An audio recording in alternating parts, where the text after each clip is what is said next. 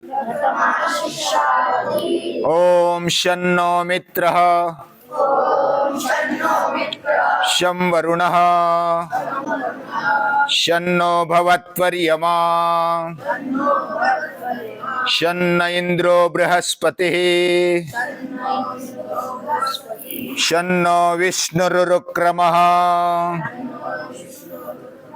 नमो ब्रह्मणे नमस्ते वायो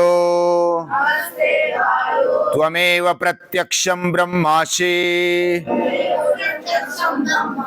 त्वमेव प्रत्यक्षं ब्रह्म वदिष्यामि ऋतं वदिष्यामि सत्यं वदिष्यामि तन्मामवतु तद्वक्तारमवतु अवतु माम् अवतु वक्तारम्। ओम शांति शांति शांति।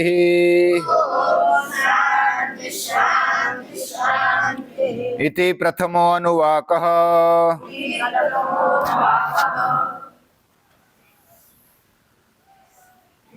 शन्नो मित्रः शं वरुणः। यह तैत्तिरीय उपनिषद में शिक्षावल्ली में शुरुआत करते हुए शांति पाठ का गायन किया है। ये जो सृष्टि में देव देवता है वे हमारा कल्याण करे। मित्रः नः शं करोतु वरुणः नः शं करोतु। शं यानी कल्याण। ये हमारा कल्याण करे, हमारा जीवन सुखकर करे, आनंददायी करे, प्रसन्न करे। वे करते भी है, बिना प्रार्थना किए भी वो करते हैं। मित्र यानी सूर्य और सूर्य ये प्राणवृत्ति और दिन का अभिमानी देव है, देवता है। यानी उसमें प्राणवृत्ति है। प्राण यानी चैतन्य, प्राण यानी ऊर्जा। उसकी वृत्ति ऊर्जा से भरी हुई है, प्राण से भरी हुई है। और जब दिन निकलता है तब हम और उत्साहित अनुभव करते हैं। वैसे रात में भी हम उत्साही रहते हैं, जिंदा रहते हैं, सजग रहते हैं और हमें हमारा जीवन वो आराम करने के लिए, फिर से रिचार्जिंग करने के लिए समय प्राप्त हो जाता है। और ऐसा अपान वृत्ति और रात का अभिमानी देवता अगर कोई है तो वह है वरुण। शन्नो मित्र शं वरुणः। हे वरुण, हमारा कल्याण करे, हमारा कल्याण हो। अभी ये जो वरुण है इसका नाम हमने ज्यादा सुना नहीं है, फिर भी वह गुप्त रीति से, सुप्त रीति से कार्य करते रहता है। ये जल देवता है और ये अपान वृत्ति और रात का अभिमानी है। ये रात में कार्य करता है, दिन में भी करता है, लेकिन रात में प्रभावी होता है। हमारे शरीर में, जीवन में पंच प्राण होते हैं। कौन से पंच प्राण है मालूम है? प्राण, अपान, व्यान, कौस्तुभ, उदान, समान। मालूम है ना? फिर ध्यान देना। ये प्राण हमारे हृदय में रहता है। इधर से ऊपर वाला भाग ज्यादातर प्राण का कार्य चलता है वैसे पूरे शरीर में चलता है।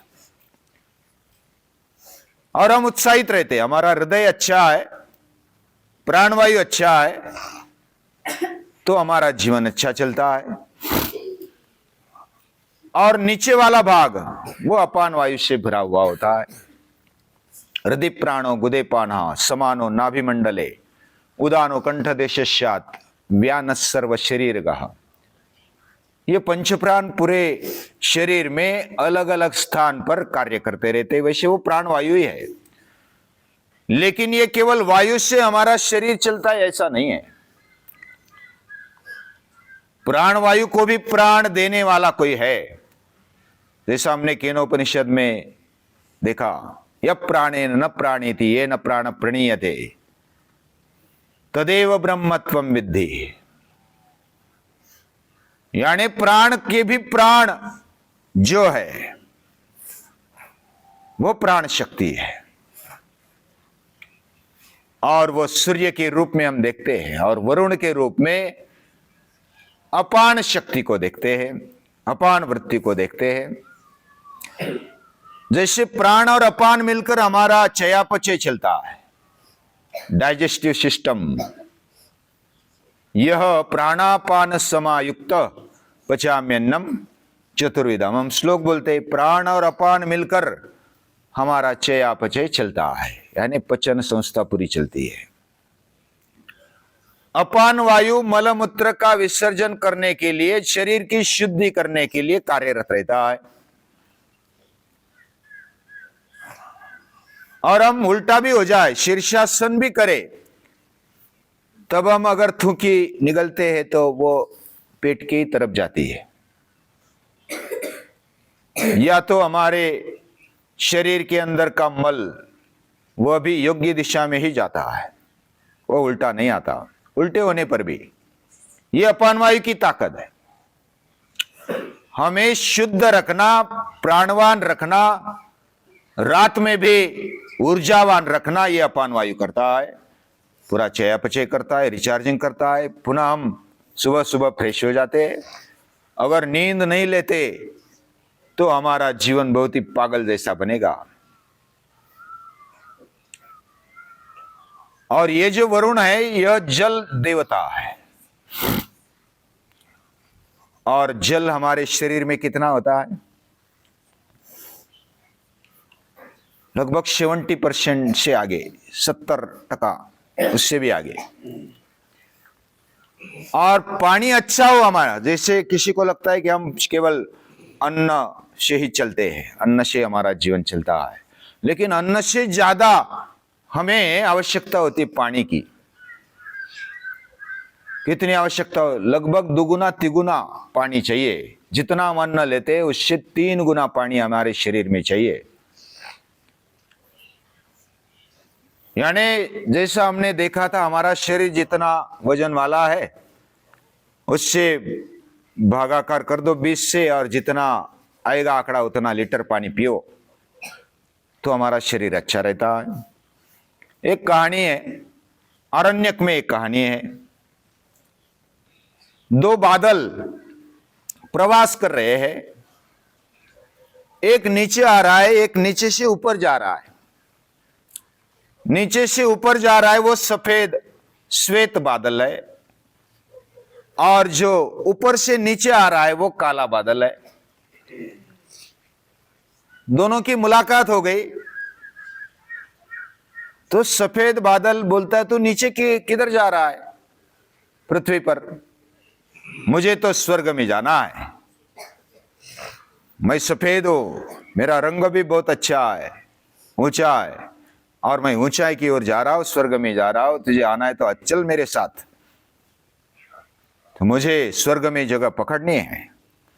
मेरा जीवन बहुत ही सुंदर है, मैं दिखने में सुंदर हूं, मुझे बहुत ही सुख चाहिए, आनंद चाहिए, मैं स्वर्ग में जाने वाला हूं, जाना चाहता हूं। तो मैं चला ऊपर, तू भी चल मेरे साथ। वो बोला कि नहीं नहीं। वो तो फिर मन ही मन हंसने लगा सफेद बादल कि इसको कुछ समझ में नहीं आता है। सुख चाहिए जीवन में, आनंद चाहिए, उसको नहीं चाहिए तो जाने दो। बोलता है कि मुझे वो नहीं मालूम, मुझे तो बस धरनी को गीला करना है, हरा भरा करना है, मेरा कर्तव्य करना है, तो मुझे बाकी पता नहीं स्वर्ग क्या है, पृथ्वी क्या है, लेकिन मुझे पूरी पृथ्वी को हरा भरा करना है, मेरा वो कर्तव्य है। मैं भले काला दिखूं, लेकिन वो काला होने के कारण और नीचे नीचे जा रहा था, पानी से भर गया था, और सफेद बादल जल्दी जल्दी जाता है स्वर्ग की तरफ, स्वर्ग के द्वार में चला जाता है। और जो महाद्वार पे जो सिपाही खड़ा होता है उससे पूछता है कि मुझे जाने दो, मैं स्वर्ग में आया हूं, मेरा स्थान, मैं बहुत शुद्ध हूं, मैं सफेद हूं, मैं दिखने में अच्छा हूं, मैंने बहुत मेहनत की ऊपर आने के लिए, तो मुझे स्वर्ग में जगह चाहिए। बोले कि वो तो भर गई, एक ही जगह थी, वो अभी भर गई है, अभी दूसरी जगह जब खाली होगी तब आपको लिया जाएगा, तब तक रुको। लेकिन मेरे साथ तो कोई नहीं आया, मैं ही अकेला था, मुझे कुछ मिला भी नहीं, कोई साथ में भी नहीं था, तो ऐसे कैसे हो सकता है, मुझे जगह चाहिए। बोले कि काला बादल आ गया, वो पहले स्थान पा लिया उसने, तो काला बादल तो नीचे जा रहा था,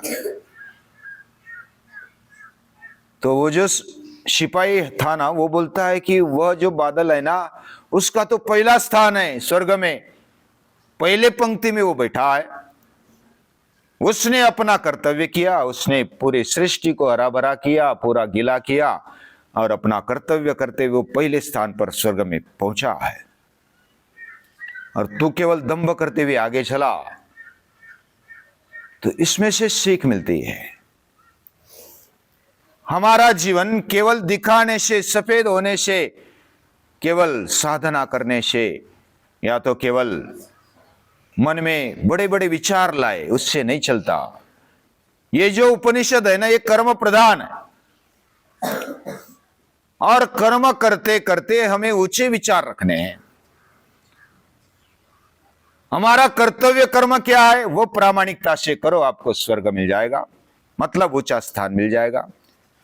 हमें ऐसा लगता है कि हम ऊंचे दौड़ेंगे स्वर्ग में जाएंगे, पहला स्थान पाएंगे, लेकिन पहला स्थान ऐसे नहीं मिलता, कर्म करने से मिलता है, आचरण से मिलता है, चरित्र से मिलता है, और देने से मिलता है। ये काला बादल हमें सिखाता है। ये जो वरुण देव है वह जल देवता है, और जल, ये जो पानी होता है ना, जब हम कुएं में से कुछ अगर बकेट निकालेंगे, हाँ, तो 4, 5, 10 बार बकेट भी निकालेंगे तो पानी फिर से गड्ढा नहीं पड़ता ना, वो तो लेवल बन जाता है। वैसा हम मिट्टी अगर खोदेंगे तो गड्ढा पड़ जाता है। धान्य से अगर कुछ धान्य ले लेंगे तो उसमें गड्ढा पड़ जाता है, लेकिन पानी में से पानी लेंगे तो गड्ढा पड़ता है? नहीं पड़ता ना। तो पानी समा लेता है, पानी प्यार का प्रतीक है। वरुण देवता प्रेम बांटता है। हमारे जीवन में भी प्रेम बांटे। हमारा प्रेम बहुत छोटा होता है, हम एक को दे देते, बाद में खत्म हो जाता है। हाँ, पति है तो पत्नी को दे देता है, माँ बाप को भूल जाता है। पत्नी है तो पति को दे देती है, बाकी देवर को, ससुर को, सास को भूल जाती है। बहुत ही उससे ज्यादा प्रेम करने वाला है तो कुटुंब में प्रेम करता है, बाहर के लोगों को नहीं करता, उनसे द्वेष करता है, उनसे खींचता है। प्रेम करने वाला देना जानता है। प्रेम सही करने वाला एक दूसरे में समा जाता है, पानी की तरह। पानी ये सभी को समा लेता है और पानी में प्राण होता है, प्रेम में प्राण होता है। और ये जो प्रेम है इससे भरपूर ये जल देवता है, ये वरुण देवता है। शन्नो मित्रस्यम वरुणः। हम जब पानी पीते हैं ना, पानी अपने हाथ में ले लो स्वच्छ करके, और जो झरना होता है उसका पानी अगर पिएंगे, उसकी प्रार्थना करेंगे, पानी समझता है। हमें ऐसा लगता है कि पानी निर्जीव है, ऐसा नहीं है। पानी समझता है। पानी को हम हाथ में लेते हैं, उससे प्रार्थना करते हैं, हे जल देवता, तू मुझे तृप्ति देना, तू मुझे संतुष्टि देना, तू मुझे प्रसन्नता देना, तू मेरे में प्राण भरना, तू ही जीवन है। और ऐसा समझ करके, ऐसा भावना मन में ला करके पानी पीना, तो पानी हमारे जीवन को आरोग्य देगा, जीवन देगा। ये पानी हमारे जीवन का प्राण है, ये जीवन है, उसका दूसरा नाम ही जीवन है। पानी को सबसे यानी ज्यादा से ज्यादा नाम अगर पर्याय नाम संस्कृत के किस में है, संस्कृत में अगर किसके है तो वो है पानी के। बाकी भी है, लेकिन पानी के बहुत सारे नाम हैं, यानी सैकड़ों नाम है पानी के। और ये जीवन है, और वो हमारा कल्याण करे, वो कल्याण करता ही। हमारा जीवन पानी से चलता है, हमारा जीवन सूर्य से चलता है। तो उनसे, जैसे हमारे जो ऋषि है, मुनि है ना, पूर्वज, वो प्रैक्टिकल है, वो सत्य को जानते हैं, जो दिखता है उसको वो सही तरीके से गहराई से देखते हैं। ये हमारा जीवन कैसे चलता है? ये प्राण से चलता है, जल से चलता है, अन्न से चलता है। हमारा जीवन इंद्रियों से चलता है। ये हमारे साधन है, और साधन को पुष्ट करने वाला, उसको शक्ति देने वाला, ऊर्जा देने वाला जो भी बल है, उसको जानना चाहते हैं और उसकी गहराई में जा करके उसके प्रति कृतज्ञ रहते हैं। और कर्म करते करते हम अपने ज्ञान को बढ़ाए, ये बात उपनिषद समझाना चाहते हैं।